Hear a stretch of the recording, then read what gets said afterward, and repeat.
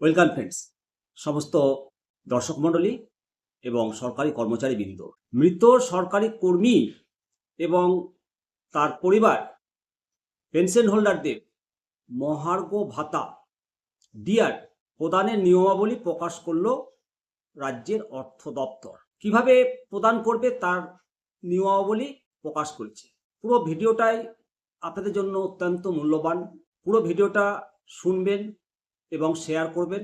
একে অপরের শেয়ারে অপরের উপকারে লাগবে, এটাই আপনাদেরকে অনুরোধ করব। 23শে মার্চ 2026 তারিখ অর্থ দপ্তরের পেনশন শাখা থেকে 75F ব্র্যাকেটে পেন মেমো নাম্বার অনুসারে 1 এপ্রিল 2008 থেকে 31শে ডিসেম্বর 2019 পর্যন্ত এই মেয়াদের বকেয়া ডিএ ও ডিআর মৃত কর্মীর নমিনি বা আইনি উত্তরাধিকারীদের ব্যাংক অ্যাকাউন্টে সরাসরি পাঠানো হবে। এই অর্ডারটা 2রা এপ্রিল প্রকাশিত হয়েছে। গত 5ই ফেব্রুয়ারি 2026 তারিখ সুপ্রিম কোর্ট পশ্চিমবঙ্গ সরকারকে 2008 থেকে 2019 সালের এরিয়ার ডিএ মিটিয়ে দেওয়ার নির্দেশ দিয়েছিল। শীর্ষ আদালতের ওই রায়ের পরে রাজ্য সরকার তৎপর হয়। মার্চ মাসের মাঝামাঝি সময়ে ধাপে ধাপে বর্তমান এবং অবসরপ্রাপ্ত কর্মীদের বকেয়া মেটানোর প্রক্রিয়া শুরু করেছে রাজ্য সরকার। কর্মরত কর্মচারীদের জিপিএফ অ্যাকাউন্টে এবং গ্রুপ ডি কর্মীদের সরাসরি ব্যাংক অ্যাকাউন্টে বকেয়া টাকা পাঠানো হচ্ছে। সেই নির্দেশিকার সূত্র ধরেই এবার মৃত কর্মীদের পরিবার বা আইনসম্মত উত্তরাধিকারীদের প্রাপ্য বকেয়া টাকা কিভাবে তাদের অ্যাকাউন্টে পৌঁছাবে তার একটা সুনির্দিষ্ট পদ্ধতি নির্ধারণ করা হয়েছে এই বিজ্ঞপ্তির মাধ্যমে। আবেদন প্রক্রিয়া এবং সময়সীমা জেনে নিন। মৃত কর্মীর নমিনি বা আইনি উত্তরাধিকারীদের বকেয়া টাকা পাওয়ার জন্য অতি দ্রুত নির্দিষ্ট কর্তৃপক্ষের কাছে আবেদন করতে হবে। এর জন্য সময়সীমা দেওয়া হয়েছে। রাজ্য সরকারের বকেয়া ডিএ প্রদানের বিজ্ঞপ্তির প্রকাশের দিন থেকে 180 দিনের মধ্যে আবেদনপত্র জমা দেওয়া বাধ্যতামূলক। মহার্ঘ ভাতা বা ডিএ বকেয়ার ক্ষেত্রে মৃত কর্মীর সর্বশেষ অফিসের প্রধান অর্থাৎ লাস্ট হেড অফ অফিস বা যেটাকে বলা হয় HOO এর কাছে আবেদনপত্র জমা করতে হবে। অন্যদিকে মহার্ঘ ভাতা ত্রাণ বা ডিআর বকেয়ার ক্ষেত্রে আবেদন করতে হবে সংশ্লিষ্ট পেনশন প্রদানকারী কর্তৃপক্ষের কাছে। পেনশন ডিসবার্সিং অথরিটির নিকট আবেদন করতে হবে। আবেদনপত্রের সঙ্গে বৈধ নথিপত্র যেমন ডেথ সার্টিফিকেট এবং উত্তরাধিকারের প্রমাণপত্র আর ব্যাংক অ্যাকাউন্টের সম্পূর্ণ তথ্য জমা দিতে হবে। মৃত পেনশনভোগীদের ডিআর প্রদানের যে নিয়ম, পেনশনভোগীদের ফ্যামিলি পেনশনের ক্ষেত্রে বকেয়া ডিআর প্রদানের প্রক্রিয়াটা অত্যন্ত স্বচ্ছ রাখা হয়েছে।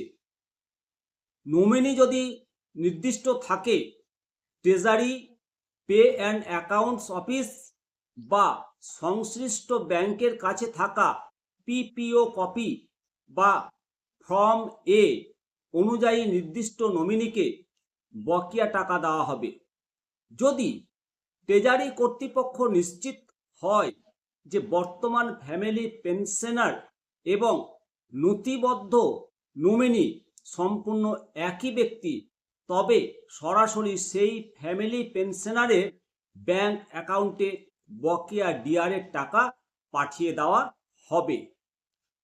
নমিনির তথ্য যদি না থাকে, ডিসবার্সিং অথরিটির কাছে যদি পিপিও বা ফর্ম এতে কোনো নমিনির তথ্য না থাকে, তবে আইনি উত্তরাধিকারীদের বকেয়া ডিআর দেওয়া হবে। এই ক্ষেত্রে উপযুক্ত সরকারি কর্তৃপক্ষের দ্বারা জারি করা আইনি উত্তরাধিকারী সংক্রান্ত নথিপত্র, লিগাল হেয়ার সার্টিফিকেট জমা করতে হবে। মৃত সরকারি কর্মীদের মহার্ঘ ভাতা প্রদানের নিয়মাবলী নিয়ে আলোচনা করব। কর্মরত অবস্থায় বা অবসরের পর সরকারি কর্মীর যদি মৃত্যু হয়, মৃত্যুর সময়কাল এবং HRMS আইডি থাকার উপর ভিত্তি করে বকেয়া ডিএ প্রদানের পদ্ধতিটি 3 ভাগে ভাগ করা হয়েছে। 1 এপ্রিল 2008 থেকে 31 ডিসেম্বর 2015-র মধ্যে যদি কোনো কর্মীর মৃত্যু হয়, সেক্ষেত্রে সংশ্লিষ্ট পেনশন মঞ্জুরকারী কর্তৃপক্ষ PSA বা সর্বশেষ অফিস প্রধানকে মৃত কর্মীর নামে একটি HRMS আইডি তৈরি করতে হবে। এরপর মৃত কর্মীর সার্ভিস বুকে প্রয়োজনীয় তথ্য পূরণ করতে হবে। এই তথ্যের উপর ভিত্তি করে DDO WBI FMS পোর্টালের মাধ্যমে বকেয়া ডিএর নিখুঁত হিসাব করবেন এবং তার যোগ্য উত্তরাধিকারীর ব্যাংক অ্যাকাউন্টে পাঠাবেন।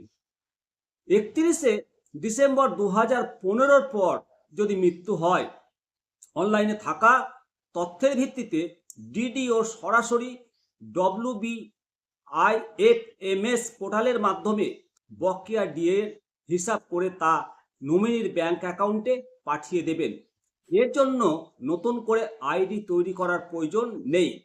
31 ডিসেম্বর 2015-র পর যদি মৃত্যু হয় এবং HRMS আইডি না থাকে, ডেপুটেশনে থাকা বা অন্য কোনো প্রযুক্তিগত কারণে এই কর্মীর যদি HRMS আইডি না থাকে, তবে প্রথমে যে পদ্ধতির কথা বললাম একইভাবে নতুন আইডি তৈরি হবে। নতুন আইডি তৈরি করে সার্ভিস বুকে আপডেট করতে হবে এবং DDO তার হিসেব করবেন। উত্তরাধিকারীদের আবেদন প্রক্রিয়ায় যদি কোনো সমস্যা হয় বা প্রযুক্তিগত বিভ্রান্ত দূর করতে হয়, রাজ্য সরকার 2টি বিশেষ হেল্পলাইন চালু করেছে। হেল্পলাইন নাম্বার আপনারা ডায়েরিতে লিখে নিন। হেল্পলাইন নাম্বার হলো 03322535417।